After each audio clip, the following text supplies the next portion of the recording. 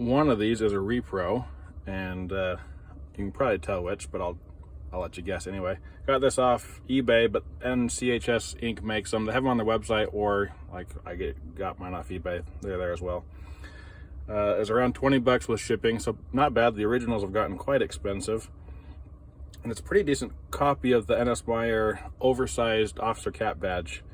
These would have been available to officers to buy in addition to the one that came on your cap, as a way to show you're a little bit different or just a little bit flashier. If you haven't guessed, this is the one. And I've been pretty impressed. A lot of times when you do a restamp or a repro like this, there's a few things that they always get wrong. One is the detail is either not close to the original, or they lose some detail in the stamping. And this one, I really haven't noticed too many problems. The olives on the branch are not quite as pronounced as the original, and the talons on the eagle's feet are not as pronounced, but they're still there. The other problem with repros is quite often the material. This one shows on the listing to be a gold colored metal, whereas these would have been brass. And a lot of times when they do random metals, you get this almost sickening plastic chrome look. The backside has it.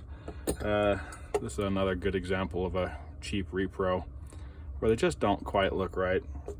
But as far as the finish goes, I think they nailed it.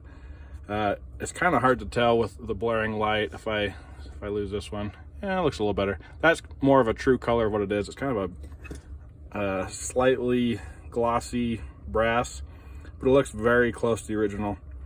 The stud to attach to the cap is quite a bit longer than the original. It's about a 1/4 inch longer, and this nut is a little loose. Although I pulled one off in the original, it threads right on. This is more of a flat eagle, whereas a lot of them had more of a curve to them. But besides that, it's a pretty good repro. Now, when I say oversized, that would have been the regulation size versus this one's about an inch taller. These are quite often associated with pilots or aircrew just because they were a little bit flashier.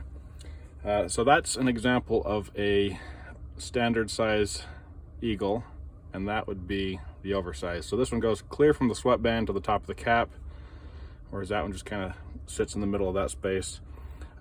Both of those are flighters, so they more than likely, well, one of them I know came from an 8th Air Force officer. But overall, I've been very impressed. If you're looking at one of these or considering one of these, I'd do it.